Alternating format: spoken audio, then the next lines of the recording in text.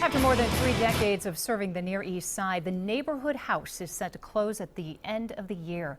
Good evening, and thanks for staying with us at 5:30. I'm Ellie Merritt. And I'm Mike Jackson. The Neighborhood House has been in the Columbus area for more than 100 years. It provides many services, including free meals to people, including seniors who live in that area.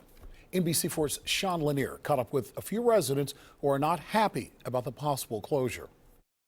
Whether they come for food, daycare, or other services, many people who use the Neighborhood House say they can't afford to lose it. It makes me sad that they want to close one of our foundations in this community down. People who use the Neighborhood House may have to find another way to get some of their essential services. The reason? The inability to be efficient in the management of the programs that we're caretakers for over the last 5 years. Dunn says his solution is to hand over the management of all of its programs to an outside agency.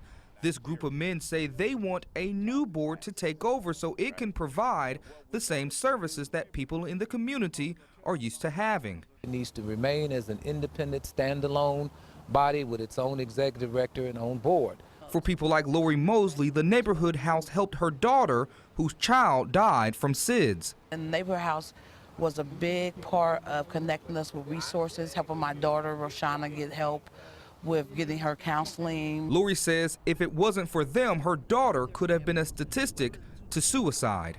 She says the Neighborhood House is a resource this community needs. When there's nowhere else to turn, you can always turn to the Neighborhood House. And the Coalition to Save the Neighborhood House dropped off a proposal to Councilmember Mitchell Brown today, hoping that it will pressure the current board of the Neighborhood House to step down. Reporting in East Columbus, Sean Lanier, NBC4. We have a follow-up